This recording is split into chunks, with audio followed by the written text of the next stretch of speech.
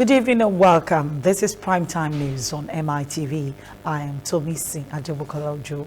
Now we begin with the top stories. Nigeria joins the rest of the world to commemorate the World Malaria Day. As the NDLEA arrests drug barons linked to Abba Kyari's team.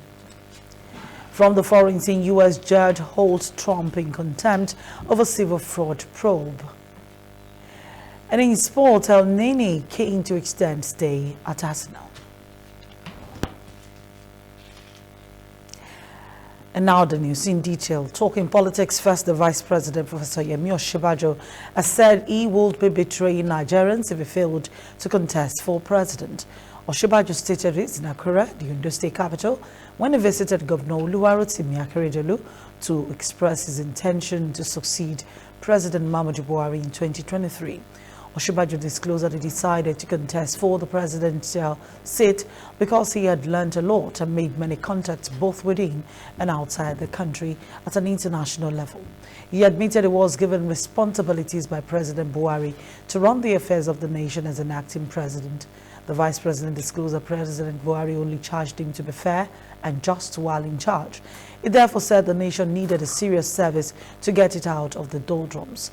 According to the vice president, it's an opportunity to be called to public service, and this, he said, is the most valuable thing we can add to our society, as it's a privilege to be called to serve. The Consul General South Africa Commission in Nigeria, Dakar, Africa, has said that there is no xenophobic attack in South Africa. He made this known during his presentation at the South Africa-Nigeria Relations Ambassadorial meeting organized by the Nigeria Institute of International Affairs on Monday in Lagos. The Consul General stated that none of the country's policies is xenophobic and as such should be disregarded. It therefore threw caution into the wind on how the two countries communicate to their respective purposes, advocating a more broadened communication strategy across all sectors. Meanwhile, a senior advocate of Nigeria, Giwa Osayeba, solicited for a special relationship between the two countries, stating that South Africa is investing more in Nigeria compared to Nigeria's investment in South Africa. The Director General of Nigeria Institute of International Affairs, Professor Ehosa Osage, said Nigeria enjoys very solid relationship with South Africa before, during, and after the apartheid. Ehosa, who was represented by the International Affairs analyst Femi Otubanjo, said the relationship between Nigeria and South Africa has not changed despite the people of South Africa and Nigeria tend not to be friendly because of xenophobic attacks. Moving to our headline story, operators of the National Drug Law Enforcement Agency, NDLEA, have arrested a suspected billionaire drug baron. He is behind the 3 billion naira tramadol deal involving the embattled suspended Deputy Commissioner of Police Abba Kyari-led Intelligence Response Team IRT. The Director of Media and Advocacy of the NDLEA, Femi Babafemi, said in a statement on Monday. Babafemi said he was eventually nabbed on board a flight to Abuja at the MM2 terminal of the Lagos Airport Ikeja on Wednesday, the 13th of April. Investigations reveal he's been a major importer of large consignments of different brands and high dosages of tramadol hydrochloride, ranging from 120 mg to 200 mg, 225 mg, and 250 mg, all of which are illicit. The suspect, according to Babafemi, came under watch last year after 5 cartons of tramadol 225 mg were seized from his staff on the 4th of May 2021 when he went to sell to undercover police officers unknown to Ukatu from the then Kyari-led IRT of the Nigeria Police Force, Ikeja, Lagos. The price of a carton of tramadol was negotiated at 70 million naira each, as against the then black market value that ranged between 80 million and 20 million naira a carton in Lagos. He said after the arrest of one of his staff, Kyari's men were then led by the suspect to his warehouse where 197 additional cartons of tramadol 225 were seized by the RRT team.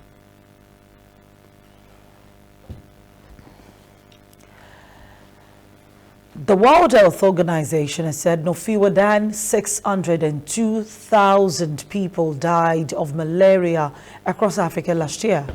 Dr. Matshidiso Moeti, WHO's Regional Director for Africa, said this in our message to commemorate this year's World Malaria Day, tagged Harness Innovation to Reduce Malaria Diseases and Save Lives.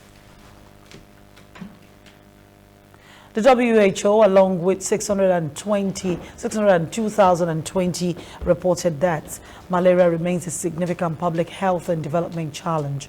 6 of our countries, the worst impacted by malaria in the region, are reported to have accounted for up to 55% of cases globally and for 50% of these deaths.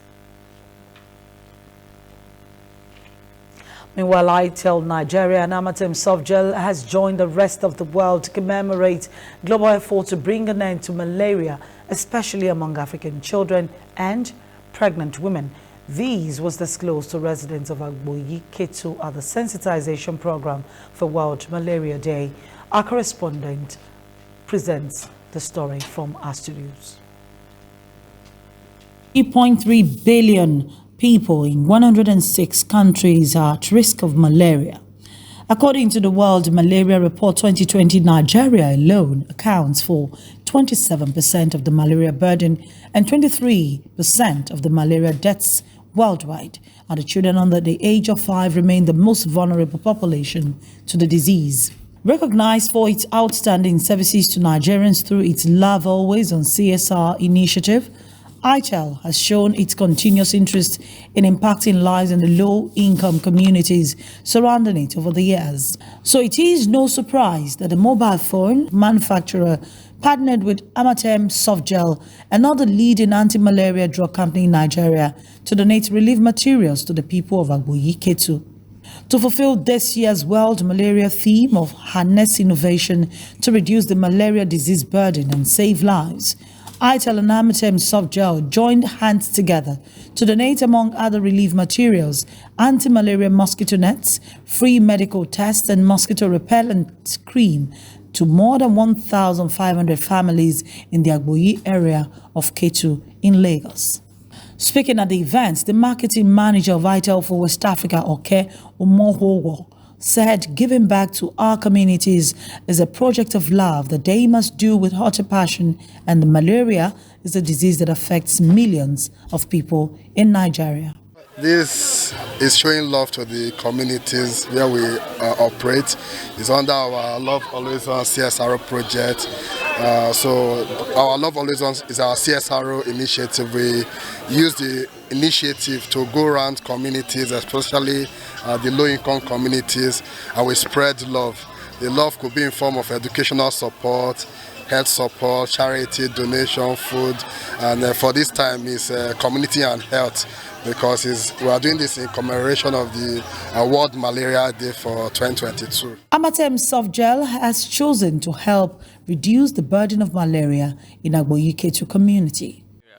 So we are here to run the free malaria test and also give free drugs to those who are positive to malaria test, and as well free gift to individuals in the community.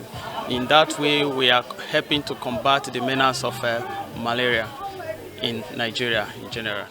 Together we can harness innovation to reduce the malaria disease burden and save lives.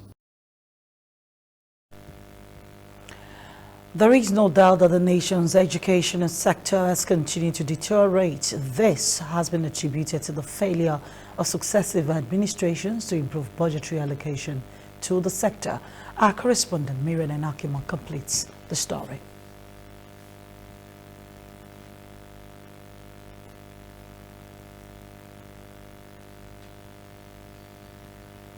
Over the years, education has been bedeviled with challenges ranging from inadequate funding that has impacted negatively on the already poor infrastructure, lack of teaching and learning tools, increasing number of out-of-school children, among others.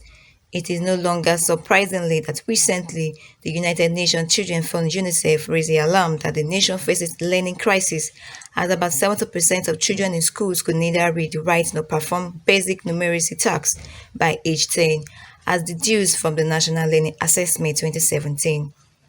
While the federal government is there to meet the UNESCO 27% benchmark for funding education and 6% of the gross domestic product (GDP), respective state governments are not faring better either, as they are also guilty of low education budgetary allocation that barely take care of basic infrastructure needs and provision of needed tools to make learning conducive. Despite these alarming situations, some experts believe it is not yet independent, as the government must begin to demonstrate the political will to change the narrative and place the sector at the front burner. For Dr. Geoffrey Unjoku, communication specialist UNICEF, there is need to prioritize teachers' quality and training, among other key interventions for more responsive learning outcome. This dialogue is to headline and highlight a big issue that is facing us as a country right now in the area of education. So before, we were talking about the issue of access. Now, we must begin to talk about the issue of quality. So access is X number of children are not in school. And we all know that. We know the numbers, we have the figures. Now, we need to talk about quality, meaning children are the learning. You heard about the learning crisis, you heard about the poverty of learning and all of that. What's simply saying is that our children are not learning. 70% of those who are in primary school, 10-year-olds, can't do the basic things that a 10-year-old should be able to do. You understand? So that's why we're trying to focus attention on it and work with our media colleagues and media partners to put it out there, to begin to screen. Because if you do a combination of access of 10.5 million and you add the 70% of those who are there and they're not learning, so you'll be shocked. The Executive Secretary Universal Basic Education, Dr. Hamid Boboye, on his part, commended the efforts of the Buhari-led government to funding education, especially at the basic school level. He, however, lamented that such funds are yet to yield the desired results. The option for state of emergency to be declared in the education sector with drastic intervention on critical areas of need to ensure timely release and judicious utilization of funds, more radical approach to tackling infrastructural gaps, teachers' quality, among others, might just be the magic word to address the learning crisis in the nation's education sector. I think the whole idea is to encourage these kids to be in a kind of environment, that, they feel comfortable with, and then would help in aiding, isn't it, other teaching learning processes. UBEC, as I said earlier, is putting half of the entire transfers that the federal government, isn't it, is putting forward to support basic education. Half of it goes to infrastructure and to buildings, new construction, renovation, as well as the provision of furniture. And we feel that it's very important for us to monitor what is going on in that particular sector, to be with the states, to see how can we produce that kind of infrastructure that can last for long, that can be safe for those people who are there, and as I said earlier, that can also motivate those people to learn better. 6 to 11 age category number about, our last assessment of about, 10.1 million. You have other categories of out of school, again, at different levels.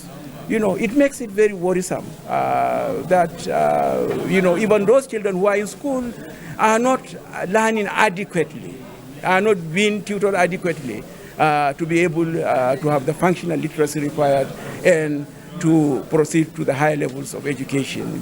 With poor budgetary allocation leading the pack of the challenges in the sector, it shows that if sufficient resources are allocated to education rather than the 1.7% of the gross domestic product, GDP, it will automatically address every other challenges facing the learning outcomes of students in basic school, as the current budget on education makes it difficult to meet the overwhelming difficulties in the sector. Miriam Inahimion, Mitv News, Abuja. A faith-based group, the Nasrullah Fatih Society NASFAT Worldwide, here in Lagos, Nigeria, has called on journalists to make proper research and give accurate account of Islam-related activities without fear or favor. The Muslim Society made the call at its annual iftar with the media veterans. Our correspondent also brings you details. It was the gathering of media executives and members organization outside there in whatever name we want to call it. The Deputy Vice Chancellor of Lagos State University of Education, Ekpe, Professor Nasir Onibon, said the theme, leadership, role of Islamic societies, is apt as the 2023 general election gets nearer. Some of us are running away to participate in politics because of those shoddy things, cultism here and there that are there. It is because we are not also much there. If out of multitudes of us, only one or two are there, it is possible you are also taken away. If you can't beat them, you want to join them. But if you are there, I am there, he is there too, and they are there, yes, 1, 2, 3 of them will want to initiate you, and I say, sorry, I am not for that. And he also says sorry, then he knows that that's not the way to go. NASFAT calls for fair, truthful and objective reportage of Islam and Muslims. One of the focus of this program is for us to see how we can get the right Islamic journalism into action. How can people be getting reporting situation? Because the essence of being a journalist comes in folks. One, education. The other one is to give people right information. And then you too must be knowledgeable. And we have discovered that in the field of journalism at the moment, most of the journalists are trained in the Western world. They lack the Islamic knowledge. And that's why you see, even in the global world now, as CNN, BBC is coming, you see the Al Jazeera coming. So every community must try to set a platform that will be able to let people know about the religion. Responding to questions on the role of Muslims in ensuring better governance in Nigeria, NASFAT urges journalists and individuals to hold leaders accountable even before they get into offices. Social development and welfare of mankind.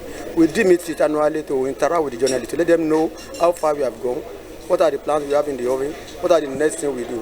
For example, in the last 2-3 years, we are focusing on 3 things: prayer, dawah, and knowledge. Every year, we invite the journalists to come for them to probe into our activities. And we are ready to answer any question, because if they have not been invited, they will be listening to hearsay. But when they see us face to face, the leadership of the society, they will be able to ask us, what are you doing in the area of security? What are you doing in the area of water education? What are you doing in the area of ensuring that every Nigerian develop the spirit of patriotism? And that's the thing we have been able to meet mind with journalists today. I will speak as a Muslim and as a media practitioner. First of all, as a Muslim, like the lecturer said, it's an amana. As a media practitioner, you know that our role, first of all, as a watchdog of the society. One of the speakers talked about holding the prospective politicians accountable. So the point is that for us to drill them, when they come with their manifesto, let us try as media practitioners to question the authenticity of what they intend to deliver or to give to the populace, before, so that we don't just take what they are saying in hook, line, and sinker. Emphasis were also laid on the need for Muslims to be ambassadors of their faith, especially on social media. As journalists, we need to bring ourselves to play in the social media, and because that's actually the future, that's today's major tool of communication, and it's also the future of communication. Encouraging our colleagues, the practitioners, to come into the social media space, because that is where you have a lot of indecency. That is where you have the propagation of immorality. That's where you have a lot of fake news. Now, if we populate that space with professionals, we can quickly, correct. We can also inform adequately. As the holy month of Ramadan gradually winds up, the Islamic body cautions Muslims to stay true to their actions of goodwill, love and peace among others during and after the feast. I'm sure NASFAT alone, we are more than 5 million. If I'm not mistaken, President.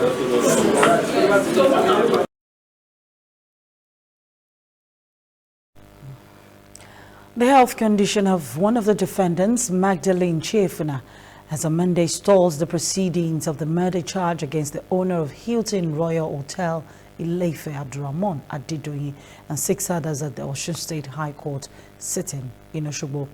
At the resumed hearing, Chefuna suddenly developed a strange health condition, which made the Chief Judge, Justice Adekwe Ojo, stop the hearing pending the resolution of the circumstance. At resumption, counsel to Adedoyin Kende Aleja, Senior Advocate of Nigeria, told the court that based on the evidence before the court, it would not call any witness in defense. However, counsel to the 2nd, the 4th and the 5th defendants, Muritala Abdul Rashid, Senior Advocate of Nigeria, SAN, also prayed the court for adjournment of the hearing of the defense. He particularly based his prayer on the health condition of the 2nd defendant, Magdalene Chefuna, who earlier had a health challenge. Abdul Rashid, also on behalf of Roland Otaru, Senior Advocate of Nigeria, who was absent in court, requested for an adjournment for the 3rd and 6th respondents. Also in his prayer, Okon Edet Ita said the 7th defendant shall, in addition to entering our defense, call 2 witnesses. As of today, they are not prepared to go on, he concluded. Other defendants should have to come before them, and they are the last defendants, so they call for adjournment in that circumstance. Leading the prosecution counsel, Femi Falano San, also said they were not opposed to the application for adjournment, and the case was adjourned till the 25th of May 2022.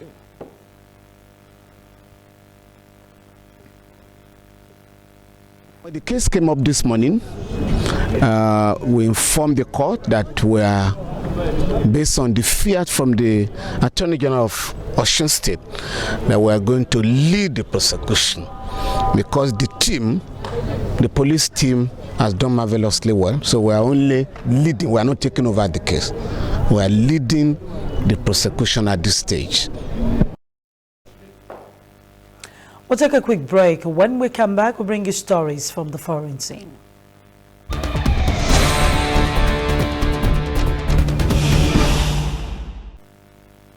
Welcome back.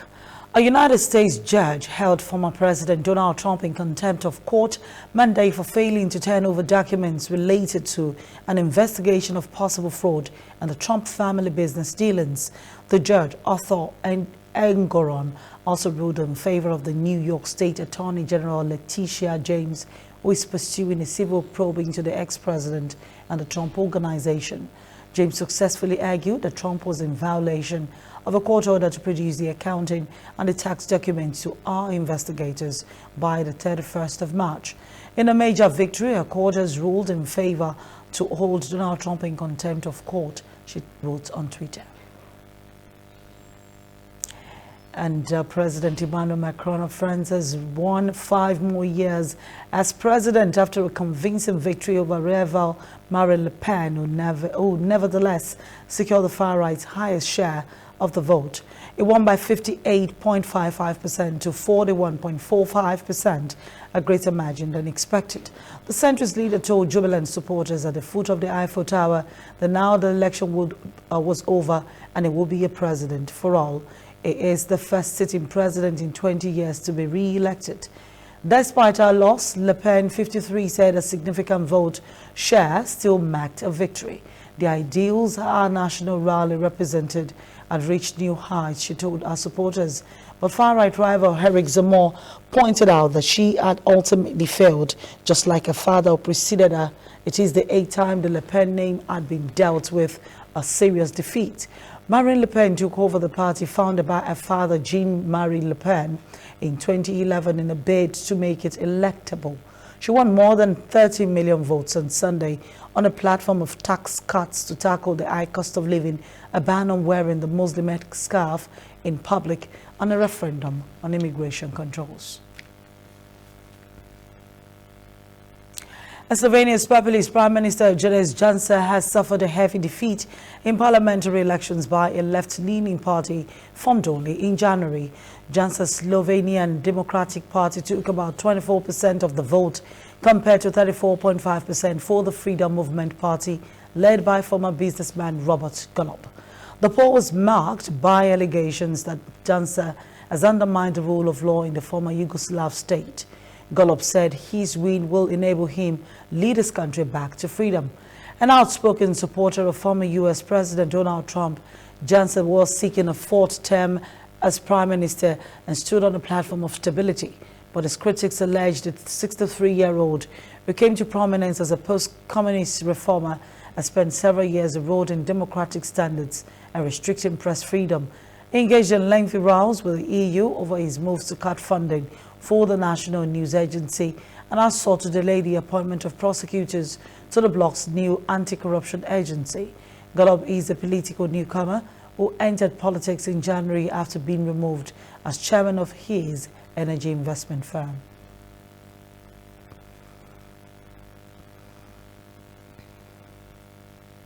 And coming up next is sports stories.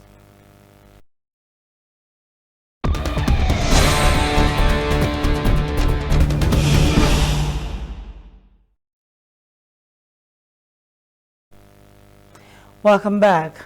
And now in sports, Manchester City manager Pep Guardiola says his team, who face Real Madrid in their Champions League semi-final first leg on Tuesday, need to put aside the different European pedigrees of the two clubs and draw on their collective strength.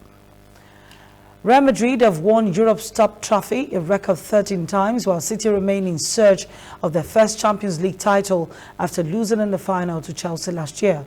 Guardiola also talked down the significance of the role himself and Carlo Ancelotti in the game, saying that in the Champions League, games are won by decision-making of players on the field. There is some history that is in City's favour. However, 2 years ago, Guardiola's side knocked the current Liga leaders out of the competition in the last 16th stage after winning both legs 2-1. City may have to take on Real Madrid without their first choice right back Kyle Walker and central defender John Stones, who are both doubtful to make it back to the games because of injury. Walker has been struggling with an ankle injury picked up against Atletico Madrid in the previous round, and Stones is battling with a hamstring strain he gained in the midweek win over Brighton and Hove Albion.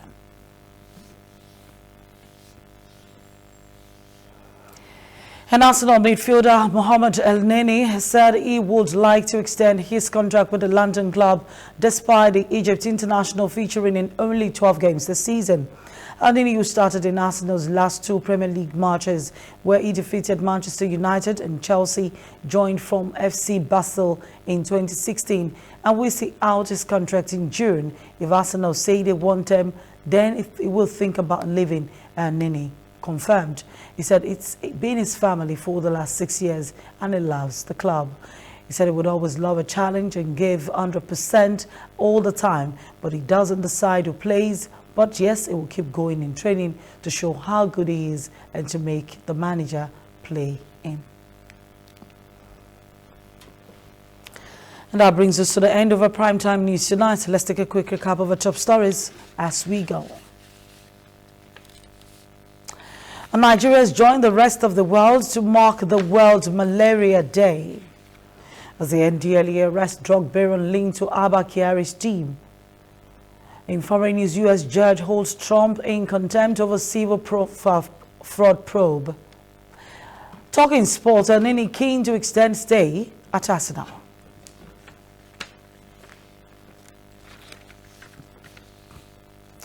Many thanks for joining us tonight on our Primetime News. Do make sure you visit our website www.mitvonline.ng for details about us and, of course, watch more of our programs. I am Tomisi Adebokolojo. Good night.